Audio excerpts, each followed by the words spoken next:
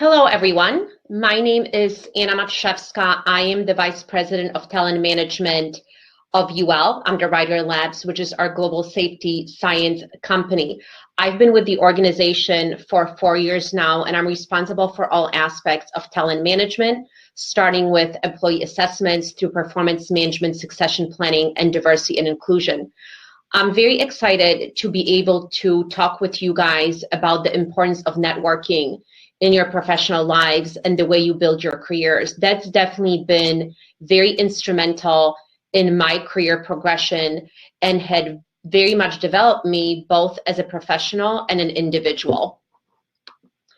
The first thing that I want to talk with you about is the types of networks that people can form. There are operational networks, there are personal networks, and strategic networks, all of which play equal importance in your professional career life. In terms of operational networks, and I feel like oftentimes we might underappreciate their importance, is the networks that you build in your everyday job in order to get your work done. Myself, I have worked in many global, heavily matrixed organizations, ranging in size from a few thousand people all the way to 70,000.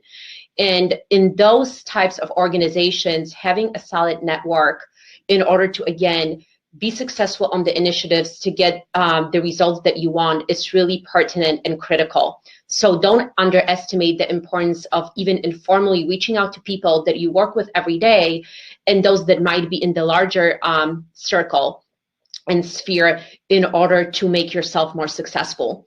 The personal networks are equally as important. Those are the people that oftentimes can provide advice and mentorship to you. They also can serve as referrals for future opportunities. And oftentimes, those personal networks can also grow from the operational ones. As you start working with people more and more, they also become confidants and friends of yours, and definitely a group and a source of insight and information that I encourage everybody to leverage.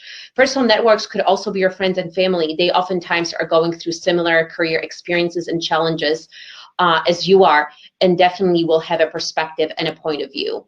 And then a strategic network. This is oftentimes what we talk about when we go to networking events. Organizations, institutions, individuals that are kind of in the larger sphere of community, of people that are influential in a particular industry, and you do want to develop those contacts. I know in my work here at UL, whenever we're setting out on a big project or a big initiative, I really like the counsel of those individuals that I have met through my networking activities and that form part of that strategic network. They have great ideas. They oftentimes would have been in roles similar to mine and can guide me, especially when I'm having some challenges meeting the objectives and priorities on my own. The benefits of networking, I mean, you can see the information on the slide here, and I'm not going to get into all the details. However, I do want to point out a few things. And I think this is another area of networking that could be underappreciated by individuals. The benefits of networking can be both professional and very much personal as well. Professionally speaking, we know in the talent acquisition space that networks become a great source of employee referrals. Even though right now the technology has grown tremendously, people are leveraging LinkedIn and different job boards in order to apply for roles and positions, the word of mouth is still very much alive and well. So in my own career, very often the next great opportunity that was presented to me came from someone within my network, whether the immediate network, personal network, or just through another resource that I found at an event that I was attending a few months back.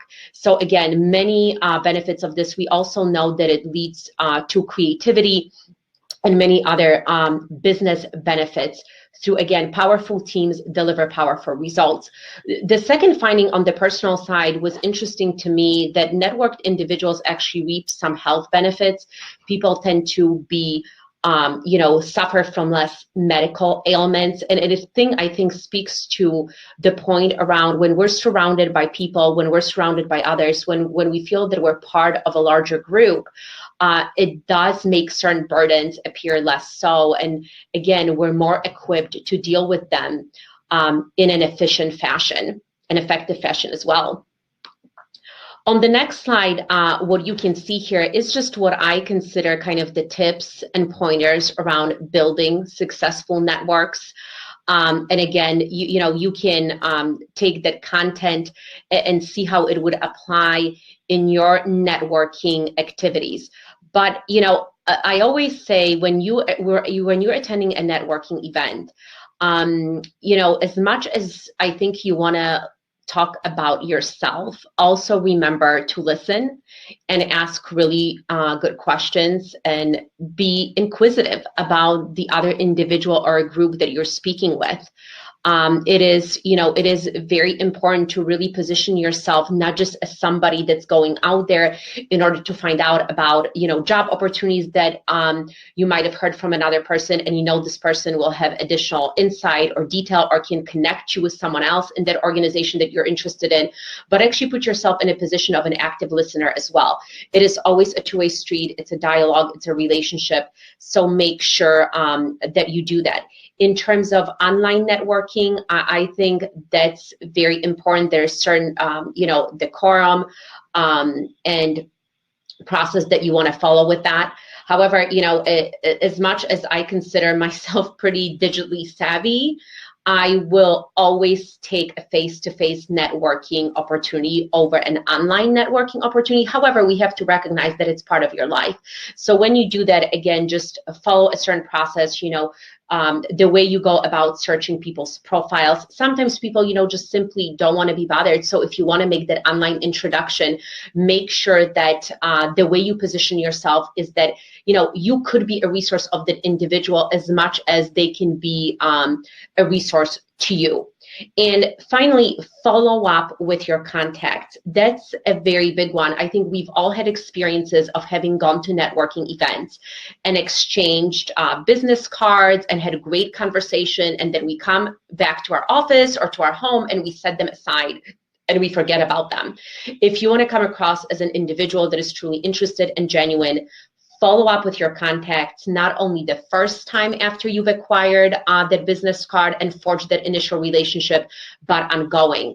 I know it's hard. I found myself oftentimes, neglecting, that's probably the right word, a lot of my contacts from my networks over the years because I've gotten busy in personal life and work life. But it's always good to reconnect. And it's amazing, again, how many similar experiences individuals in your network are going through, and what a great source of information and insight they can be to you as a professional and as an individual. And what I'll leave you with is on this final slide, which is, it's about the career advice that I have received throughout my career. And it's always difficult to really summarize and encapsulate all the advice that one gets throughout the career. But a few that I think all of them in some ways relate to networking. But the two that I highlighted here have a very direct relevance. One is, again, be visible inside and outside organization. I cannot say enough on that point. In order to be successful in any role or job that you do for your company, especially when that company is larger and heavily matrixed and global in nature, creating that visibility for yourself is very important. And again, that visibility comes often just from learning and asking the right questions, but also through your hard work, proving that you are achieving results for the company, for the team, for yourself as an individual. And then the outside visibility is equally important. It makes you grow as an individual, as a professional, but also the ideas that you're bringing from the outside in are oftentimes appreciated by the leadership of your company. I think that we all love to look at benchmarks. We love to sort of compare, hey, are we applying all the best practices? And I know for myself, some of the best practices have always come from that network that I'm building outside of my company. Then I also talk about the point about surrounding yourself with people in your circle that truly have your best interest at heart, that can help you grow professionally, that can help support you when you're trying to advance your career at home. And I think this is especially important for women. Without getting into too much personal detail, I know that I've made very conscious choices in my personal life who I wanted to be with, and surrounded myself by friends, and currently, married to a wonderful man that supports what is a very ambitious and demanding job. And I'm loving life as a result of that, because I can truly be fulfilled in my personal life and at my work, and be able for those two things to coexist and be integrated very successfully. So again, those are some thoughts that I want to leave you with.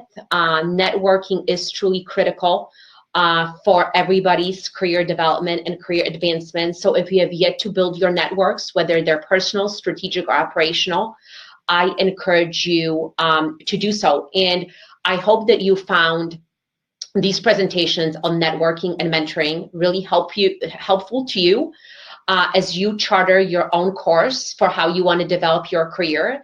Thank you very much. Good morning, bonjour tout le monde. We are so very pleased that you could join us today for Are You Networked for Success? My name is Denise Pache, and I'm a Vice President with Stantec Consulting. I have two portfolios looking after practice services and Indigenous relations. Next slide. From my perspective, the only real currency we have is our time. I choose to spend my time investing in the greatness of others, helping them reach their potential, and ultimately advancing the capacity of our collective future. And that, to me, is where networking comes in. It is time well spent. Next slide. In terms of what I'll be going through today, and looking at being successful in your networking, I'll go through a little bit of my personal journey, talk about creating a diverse network, and then I would like to touch on confidence. Next slide. In terms of my journey, I was born and raised in very rural Nova Scotia. That's on the east coast of Canada. I have French Acadian and Mi'kmaq heritage. So, and I'm going through my journey a little bit to show you how I've started in many facets of my life with a small circle and then have expanded that circle, and again, how that translates into networking. In 1993, I graduated with a degree in chemical engineering from the Technical University of Nova Scotia, which is now known as Dalhousie University. And then I took a little bit of a hiatus from my education, and then just last year completed my MBA through Athabasca University, which is a global asynchronous learning environment. So again, going from a degree at a smaller university, moving into a larger global platform.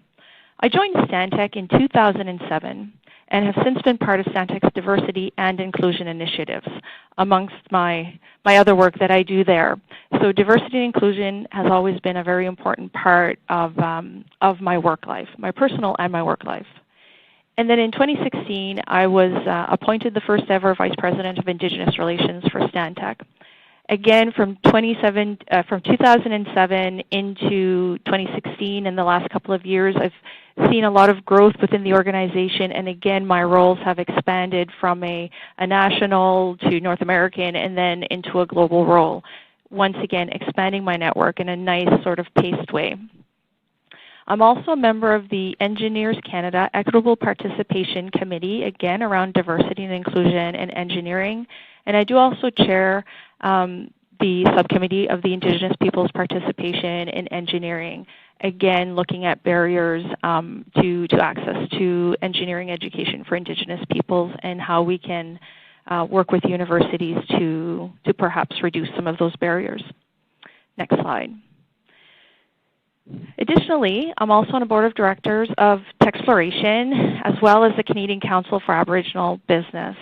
So again, when I went into working with boards, Techsploration is a smaller board. It's Nova Scotia based, and then moved into a national board with the CCAB.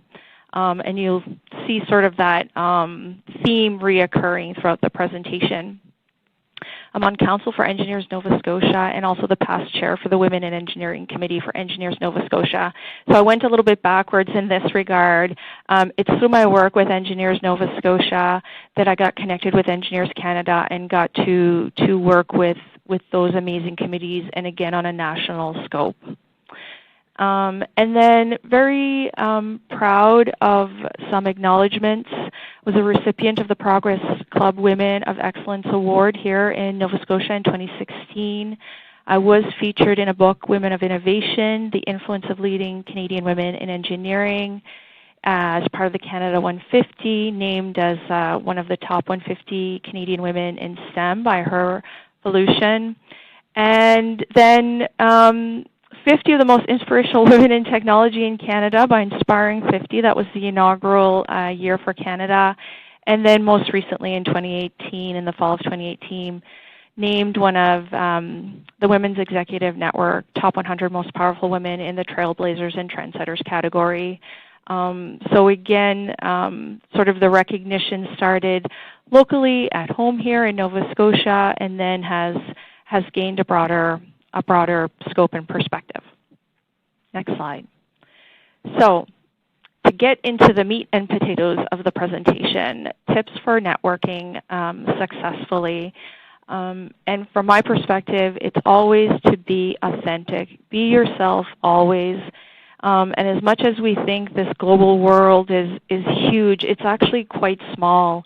So if your behaviors are differing in your public life or work life or community life, people will be confused. So who are you? Be true to yourself always. And always be prepared. When opportunities present themselves, take them. And this is where I'd like to talk a little bit about confidence as well. Fear and confidence can coexist. And just because somebody agreed, for example, to do a global marathon, it doesn't mean that they're not afraid. They just also have the courage to do it. And again, when it comes to networking, we have to have that courage. It might be a little intimidating to go and introduce yourself to someone that you admire or look up to, but take that chance. It'll be worth it. And always be attentive. We have a tendency to like to talk a lot. And I think being, attentive really adds to the richness of the conversation. The more you listen, the more you get to learn about someone else and where you may have commonalities.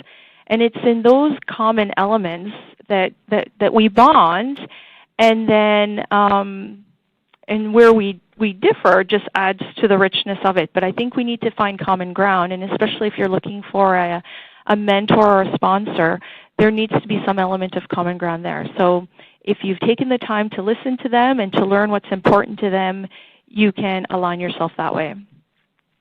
And always, always be curious.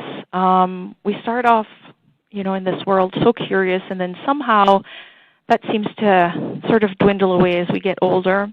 So be curious about different ways of thinking, about people that are different than yourselves, people from different sectors. Don't just limit your network to people who are just like you.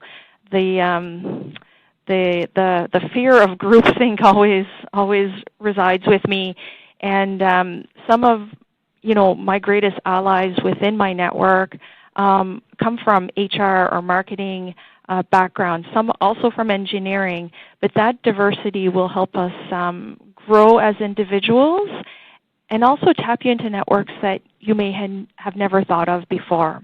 So there is a richness there as well. And always be respectful. If someone says they have 5 minutes, use 3.5. Then use the next minute and a half to listen to them, to find out they may give you more time. Everyone's busy, especially where there's such a small network of female engineers, for example. So there's only so many of them that can be mentors and coaches and advocates and sponsors. So if somebody has given you 5 minutes, again, thinking about time as currency, utilize that time very well. Spend it as though it was your own money, for example. And lastly, have fun. I think we spend a lot of time taking ourselves just a little bit too seriously, And it's okay to relax, and it's okay to have fun, and it's okay to laugh in a networking situation. I'm not talking about giggling all the livelong day, but just have fun and relax. And when we do that, I think we are more open and receptive to new ideas and ways of thinking, and we're just not limiting ourselves. So if we move to the next slide, please. I'd just like to spend a little bit of time on Techsploration. I mentioned that I was on the board of directors, and I've been involved in Techsploration for 2 decades now as a guest speaker, a role model, a presenter, and now on their board of directors. And Techsploration is this great organization that introduces young junior high students, female students, to non-traditional roles. So to careers in science, engineering, trades, and technology. And it is a mentor-led, hands-on programming. It's very experiential.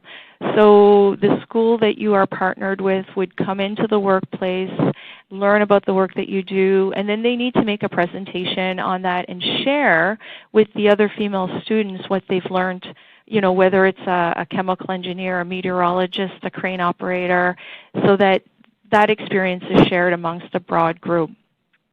And it does incorporate networking at that early age. And we start with the icebreaker, again, having fun with it, and just helping girls, young girls, students, get the courage to go and introduce themselves to somebody they've never met before. And the more we practice that, the easier it becomes. So it's never, never too late to start that network. And again, if they're forming this network in junior high and hopefully keeping those relationships going through high school, university, and into the workforce, by the time they get into the workforce, they'll have this wonderful pre-established network. And then the last slide, please. Again, sorry if I'm repeating myself, networking can begin at any age. And if for some reason you're 37 and you haven't started networking, it's not too late. Start networking and learn how to network effectively, again, in that fun and safe environment. Start in your comfort zone, in your safe space, but be prepared to push yourself, be prepared to get a little bit uncomfortable, and because confidence is the key. And what we're hearing from our Techsploration alumni is that the program has actually increased their self-esteem and their confidence so they would feel comfortable going into a networking situation and introducing themselves and having that confidence. And again, what we've learned from Techsploration, again, that diversity of networking and staying connected, it's not like you can have a touch point and never reconnect. So keeping that network alive and well, and leveraging it, and there's so much we can say about this, but just the importance of staying connected, having that diverse network, having fun, carrying your networks into your workplace, your community work, and it can even help extended family members or coworkers or friends. So just bringing in that richness from the networking experience. So that is my presentation for today, and hopefully there were some tidbits of information that you found helpful. Thank you. Thank you, Denise. That was a very inspiring presentation. I loved hearing a little bit about, your thoughts on networking. Just to introduce myself, I'm here today to talk about, networking and mentoring. My name is Romelia Flores, and I'm a distinguished engineer and a master inventor in IBM's Global Solutions Center located in Dallas, Texas. So let me tell you a little bit about my background. I grew up in South Texas on the border between Texas and Mexico on the Rio Grande. And I graduated high school and attended the University of Texas in Austin. So I am a Longhorn. While at the university, I studied computer science and I started interning at IBM. For those of you that are not familiar with IBM, it stands for International Business Machines. We are a worldwide company with about 350,000 IBM employees around the world. And so we're a pretty large entity.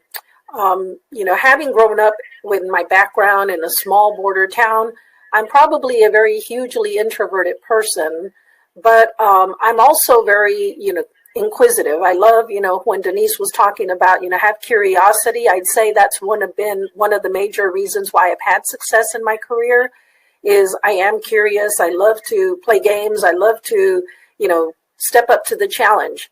And so I love the advice that she gave about, figure out what makes you you. And I would, re-echo that and say, for me, it's a challenge. It's when people, are, working around me and they come up with something cool, I try and say, okay, what could I do to make that better? And some colleagues work really effectively with me in that manner, in that we one up each other and we come up with something really great. As a result of, my work and effort here at IBM, I currently hold 50 U.S. patents with the USPTO, and I have about another 25 patents pending. And it's based on a lot of the projects and the work that I do today at IBM. I've been with IBM quite a long time. I've loved working as a computer scientist and evolving my, my skill base, right? When I think about, I started my background at IBM focused on mainframe computers, 3270 data streams, being an assembly level programmer. I evolved my career time after time, learning different programming languages, learning different tools. And today I'm very heavily focused in, cloud, cognitive, the Internet of Things, blockchain, and all the leading edge technology that we're embracing throughout the world to make our world a better place. So I would say, embrace technology, learn a lot about technology because it's a part of each and every one of our lives. And I believe that helps you out in your career and helps you kind of advance your work by knowing the latest and greatest technologies. My other things that I do here in the Global Solutions Center, certainly I work with clients developing solutions for them, but outside of IBM, I volunteer, quite heavily. I am on the board at the Baylor University, which is the Engineering and Computer Science School at Baylor University. I'm also on the board at the Fort Worth Museum of Science and History. And so I love participating at the university level as well as with the museum and helping to develop young STEM skills, right? So we focus on engineering students, whether they be male or female, and helping them advance their studies, as well as young students that are accomplishing great things in their schoolwork, trying to figure out where do they want to head in their future. And I serve as a role model for a lot of young ladies, especially Hispanic young ladies here in the Dallas-Fort Worth area. Most recently, I believe last year, I was presented with the Tech Titans award here in the Dallas-Fort Worth area. The Tech Titans is an organization of C-suite executives that are thriving on technology, and I was made their Lifetime Achievement winner last year, which was a great honor and a great accomplishment for myself. I was also inducted into the International Women's Forum, and I consider that quite a big honor because that's starting to get a network not just within IBM, but outside of IBM with like-minded individuals. The ladies that are part of that team are phenomenal ladies that have kind of evolved their careers as well. And I'm always seeking ways to learn from each and every one of them. If you recall, I mentioned, I am introverted. So one of the things that I found helped me and a tip of advice that I would give you is to build your expertise and share that expertise with others. Once you learn something, it kind of puts you in the driver's seat to be able to kind of share that knowledge, that wisdom that you've got, and be able to use it on the projects in very unique ways, right? Never be happy with the status quo. Never be happy with just doing your assignments and your work as it's assigned to you. Figure out, how do I make my work stand out? How do I turn it into something really cool and different? So you see two images in the screen that's in front of us. And one of those images on the left-hand side is a depiction of one of my patents, right? Where I was working with a client and they challenged me. They said, hey, Romelia, can you come up with some kind of solution for how you would effectively park a car? And so I thought about it and I came up with a cognitive parking solution. It has all kinds of things in it. And it was a really fun invention to kind of come up with and figure out, how do I take into account weather? How do I take into account events in a city? How do I take into account, where I'm parking, the location, what kind of lighting it has? How do I take into account the car I'm in? What size of vehicle I'm driving and what size of parking space I'd be looking for, and come up with an intelligent way to park that car. So I put a lot of bells and whistles into that invention. And I know the gentleman that asked me to put together the invention, he said, well, Romelia, there was a lot of crazy ideas in there. And he said, why would we ever implement something like that? And I told him, the intent isn't to implement all of the ideas that are in that one patent. It's to implement a 10th of the ideas, a 12th of the ideas, 20th of the ideas, to bring them to life. And once you do that, you start gaining more momentum and kind of working with the team to do more and more and more in an agile, kind of embracive fashion. So, I always love working on things like this and coming up with what will the future look like for all of us. Certainly at IBM, I mentioned we are a worldwide company, and I have led a lot of worldwide teams. Depicted on the right-hand side is one of the teams that I was the leader of, and it's called the IBM Academy of Technology Affiliates. These are technologists from around the world that, were going to be reporting to me and telling me what they were doing within their communities, and I had to give them advice and counsel on how to progress each and every one of their communities. I think Denise touched upon it, and she said embrace challenge, and certainly having a worldwide team of about 30 different groups around the world is a big challenge. And, take a deep breath, embrace that challenge, and figure out, how do I work one-on-one with them? How do I have that intimate discussion with each and every one of them to ensure that I understand clearly what's going on in their part of the world, and then figure out, how do I improve all of that? Not just for their part of the world, for them to share across all of the world. And so it's about diversity of thought. It's about learning other cultures, other, ways in which other people work, their time changes, their, how they embrace and view technology is really, something that you want to think through and, study. And I had that role for about 3 years, and I thoroughly enjoyed it. It was probably a very challenging role. But I really embraced that challenge and really loved doing things like that because of the diversity of thought, that I got from all of my IBM colleagues from around the world. Certainly, embracing any of the challenges that come your way and making your work challenging. I know a lot of times I'll tell you a story that, one of my colleagues was talking to me and they said, well, Romelia, you get handed really good projects to work on, and I don't.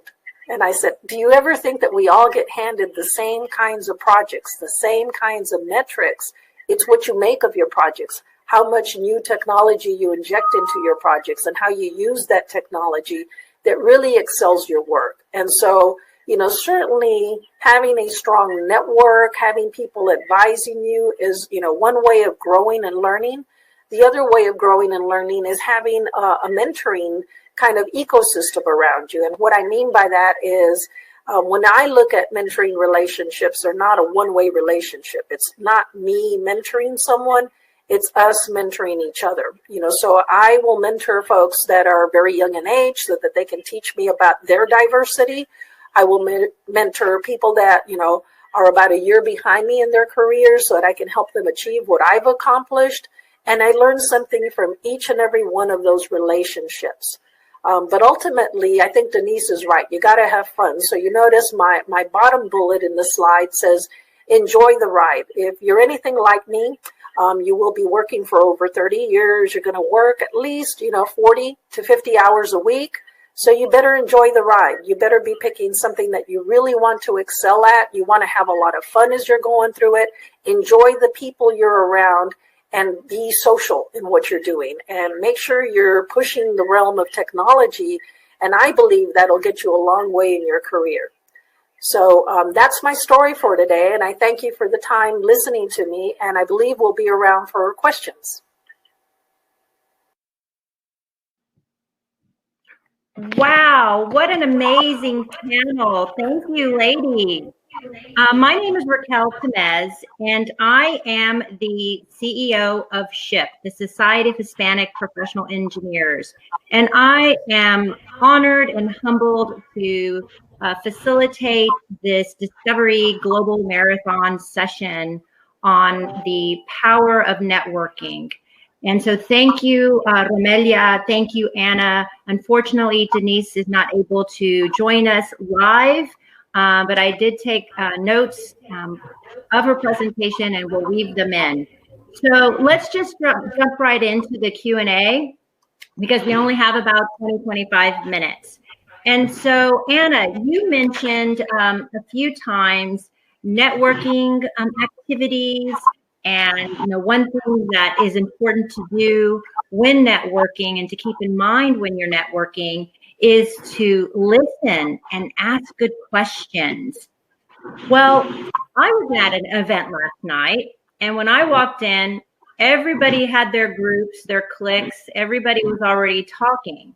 So for someone who is shy or an introvert, I'm an introvert, Romelia mentioned she's an introvert, share with our audience, if you're an introvert and you're shy and you walk into a networking event, how do you start a conversation with someone that you're interested in meeting?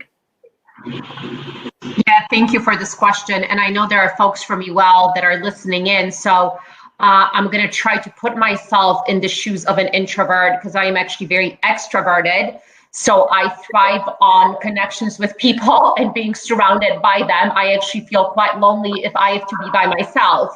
Having said that, earlier in my career, definitely sort of being able to come into a group setting and interact with people on the fly was more difficult. So early on in my career, I actually developed kind of a buddy system.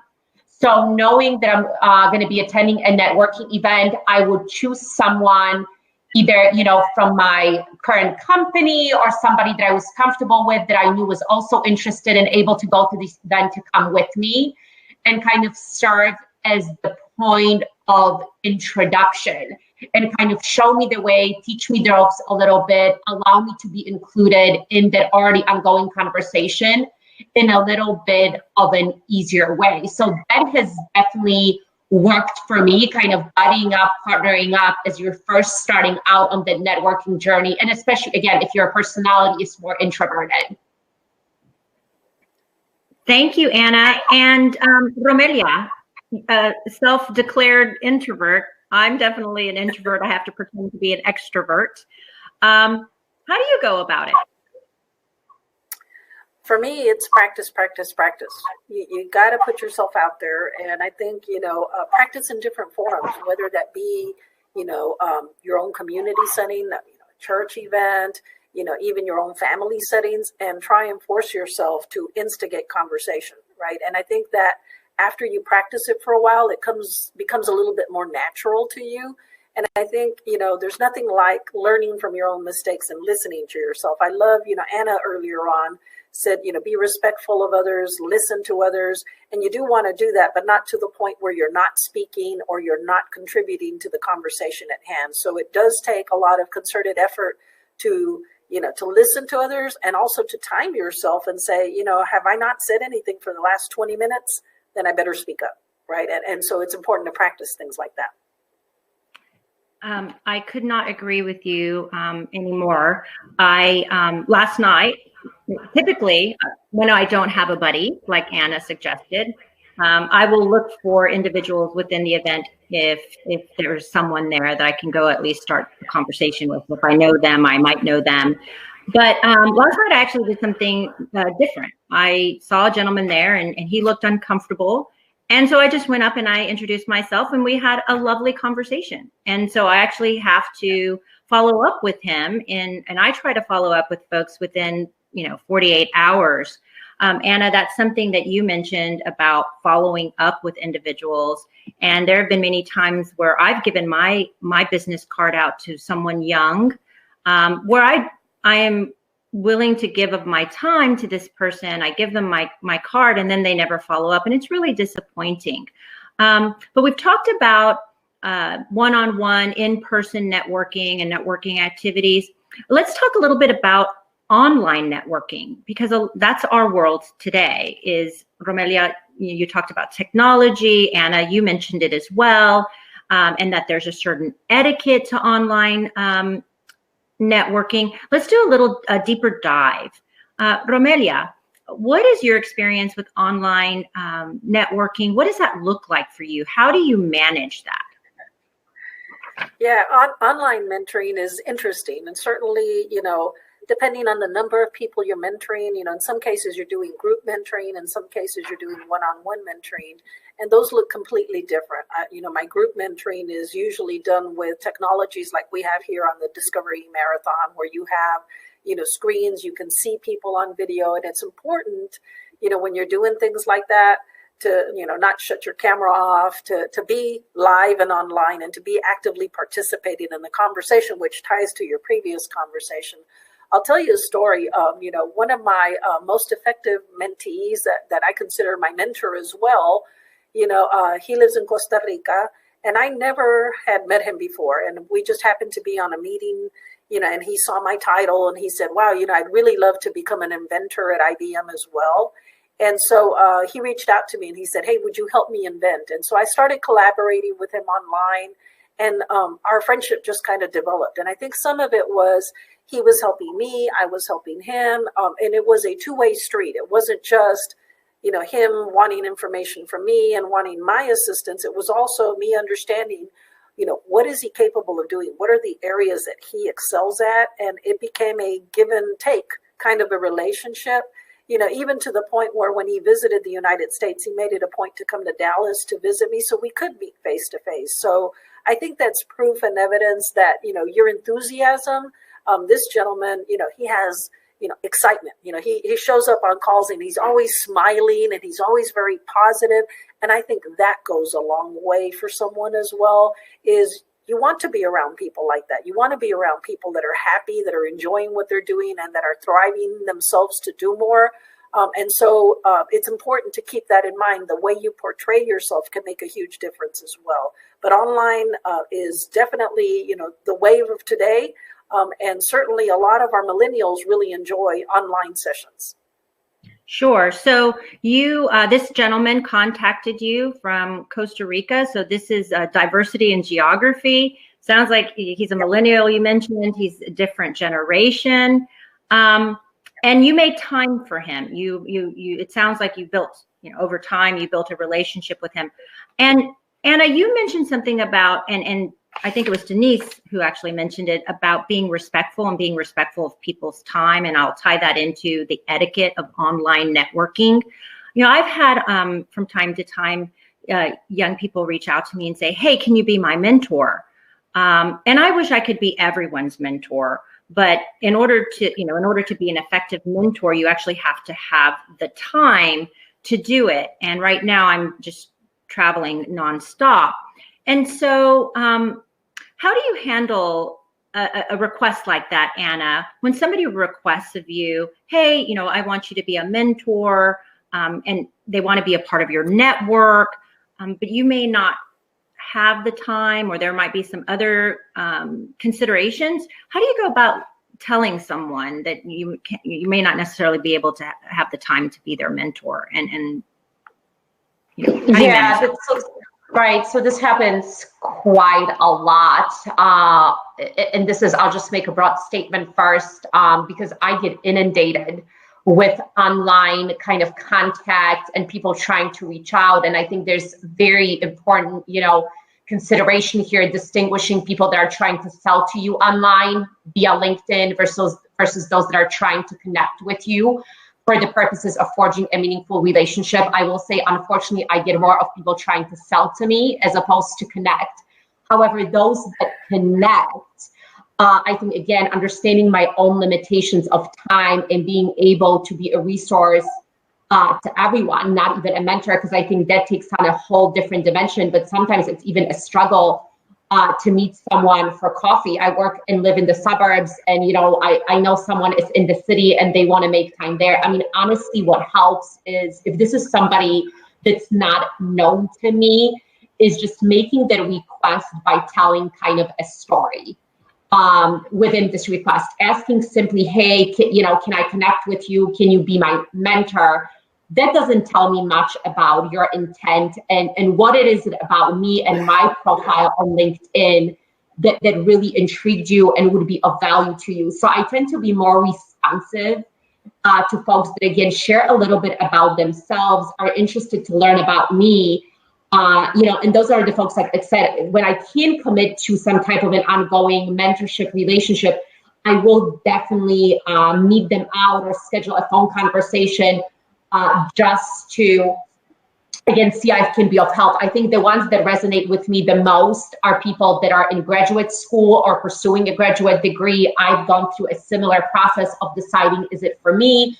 Do I want to make the type of commitment? So I do really enjoy sort of coaching, talking to people that are sort of at this juncture of determining what they want to do in their careers.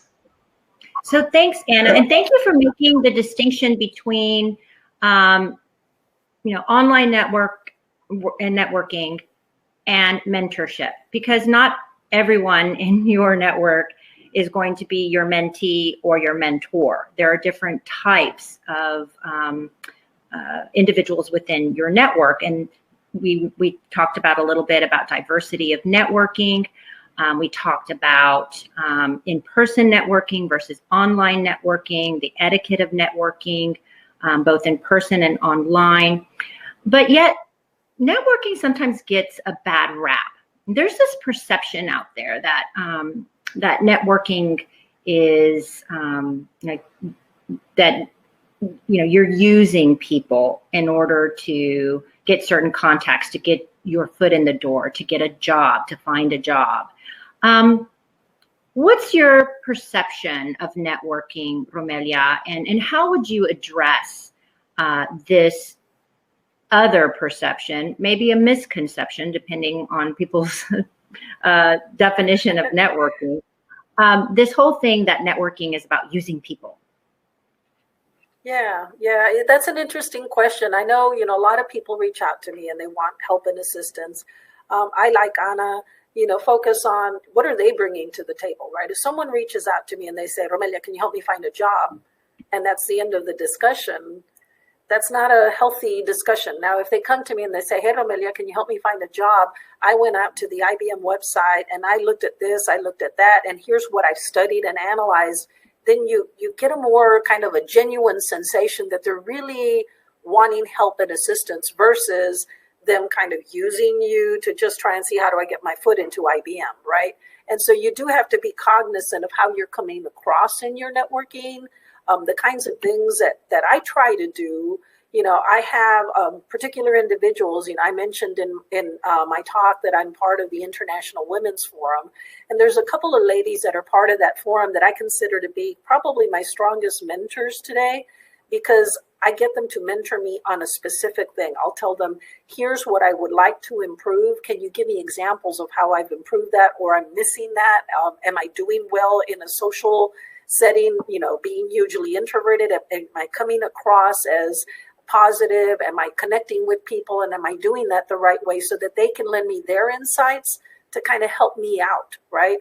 So I think, networks can work, they can be effective. And I try and develop different networking groups, some to help me in my career, some to help me with my leadership skills, some to help me with my patenting efforts, some to help me with my day-to-day job activities, some to help me with, whatever it is that I want. And I think that's important for each one of us to look at and say, what do I need help in? And don't go in blindly to people without having done some homework on what I would want assistance in, what I've observed, and what I've tried to do, so that they can then take it from there. Thank you for that. Again, the power of tapping into your network, not just for mentorship opportunities, but also opportunities in your career. But I appreciate where you're coming from when you say, if you're looking for a change in your career, you're looking for your first internship or first position at an organization, come prepared. And I think Denise mentioned this, and Anna, you mentioned it too. It's a two-way conversation. It's a two-way relationship. So be able to bring and understand what you bring to the table. It's not just, sort of a taking situation or a using situation.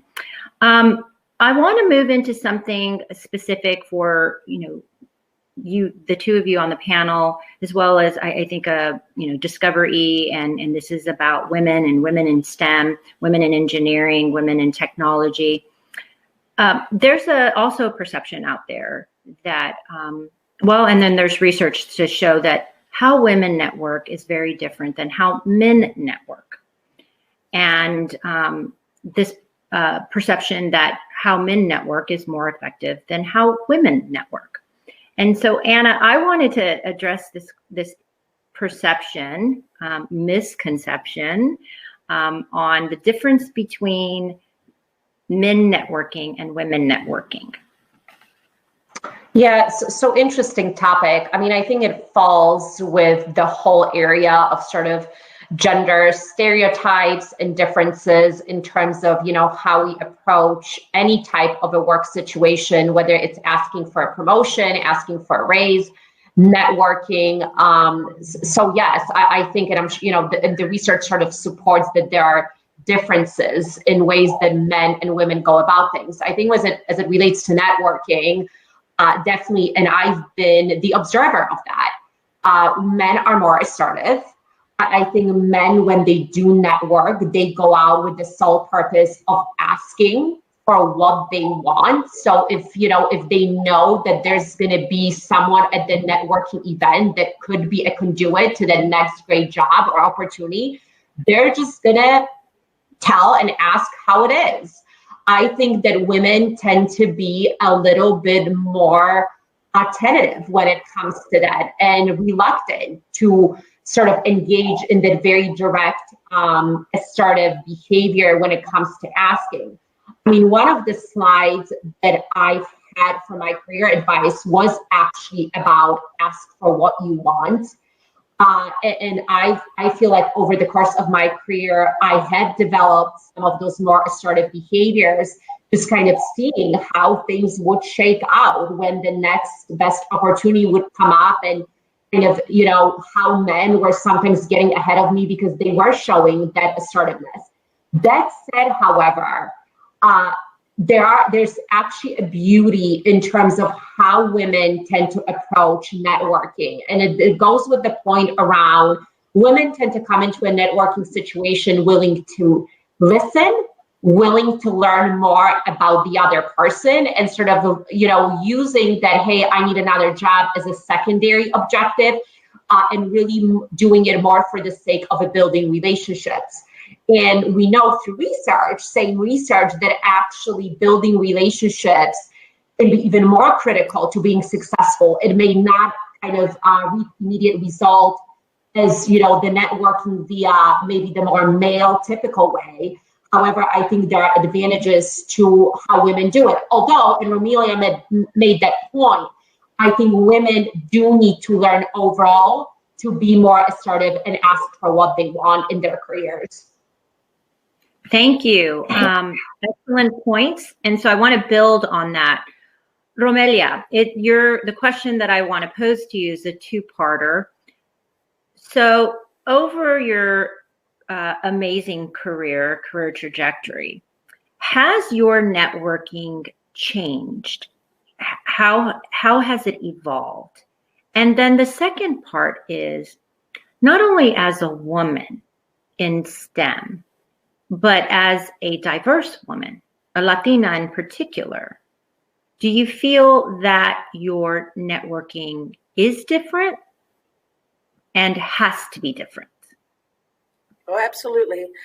Certainly, my answer to both questions is yes. That's the fast answer. My networking has changed over the years. I think because, as I mentioned, I'm hugely introverted. And I think when I started working, at a major company like IBM, I was surrounded by a lot of men. Think about this. This was over 35 years ago that I started working, in the business world. And there weren't very many women in the business world that were computer scientists or electrical engineers. So I'm a heavy supporter of STEM for young ladies, because we need that, And while I have seen, the numbers improve in terms of the number of ladies at work, I do believe we can do a whole lot more. And so my networking kind of evolved in that I had to, in order for me to survive in the work environment that I had to be strong technically, because I had to bring something to the table in order to enable me to have that confidence. I think it was Denise that mentioned, you got to have confidence. And if I don't know what I'm talking about, I don't have the confidence to be talking to people. When I know what I'm talking about, that's what kind of makes me comfortable. And that's what enables me to have that networking and that interaction with others and to leverage the network effectively. The other thing that I had to learn, I mean, if you think about, the era that I grew up in my career, that was around the area that there started to be focus on women in technology and the shaping of women's groups and the shaping of Hispanic groups.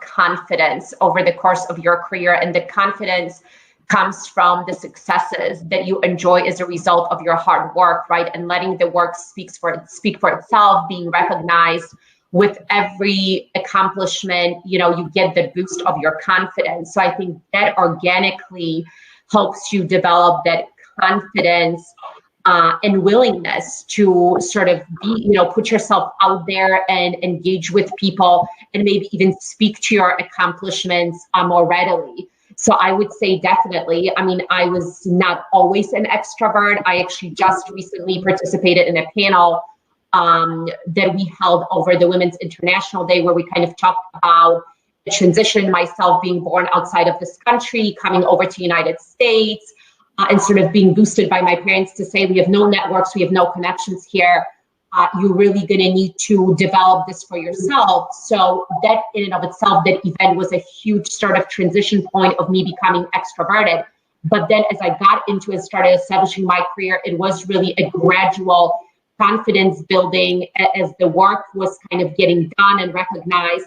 And yeah, I definitely became more assertive and direct over time. I mean, again, I kind of laugh because there are many of my colleagues on this webcast that probably feel I always ask for what I want. And that's true. But again, it did not happen overnight. It was a gradual build to develop this confidence.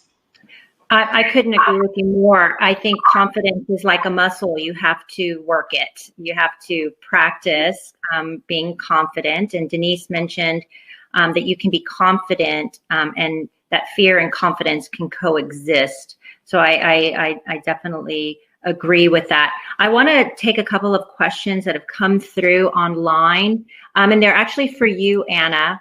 The one question is, where did you get the stats about networking? That's all the data that I had presented can be attributed to the research that was conducted by LinkedIn. So LinkedIn is very prolific in doing networking research. So they did a pretty significant comprehensive study on networking. So that's where it came from. Okay, so thank you, Anne Marie Walters, for that question. A question from Faral Hussein. How do I start building a strong personal brand? So I think you mentioned in your career advice, Anna, to have a strong personal brand. Yes. What is that? How do you do that? So it's kind of, I think, goes to the comment that I had made around letting your work speak for itself. So, if I were to describe kind of my personal brand in just like a very layman's language, it would be she gets things done. I'm very results oriented. I'm very achievement oriented. So whatever task was handed to me, big or small, I would always like to excel at it and exceed everyone's expectations. And I think that's how my brand came to be. But it's a lot of hard, dedicated work, and comes from, like I said, learning yourself, learning the organization, learning, how to collaborate and work with others successfully and influencing them in getting your work done. So, but yeah, personal brand is definitely important, and it takes time to build it. And I think your work product is a huge ingredient in doing so. Absolutely. And I think another unique aspect about personal brand is certainly it takes time, consistency, your work product. But I can sit here and say, hey, my personal brand is X. But if those people in my network don't agree that that's my personal brand, then that's not your personal brand. So your personal brand is really how other people experience you, which is where the key of consistency is so critical. Consistency and high quality and excellent work product, and staying connected with those in your network and being respectful. all these things, all these ideas that we've talked about. So we've bumped up against our hour. We've taken a few of the questions that have come in. Anna, thank you so very much for your time and your presentation. I'm sorry to say that we lost Romelia towards the end there, but if you'd like, audience, to connect directly with one or more of the participants, you can visit the profile section and message them directly, and I hope that you will. There's lots that we can talk about networking, and 1 hour is certainly never enough time. But I want to thank everyone. Thank you, Anna. Thank you to Romelia and the Discovery Global Marathon and all the people who make this happen. I encourage all of you to participate next week in next week's session. And thank you so very much. Thank you, everybody. It's been a pleasure. Thank you.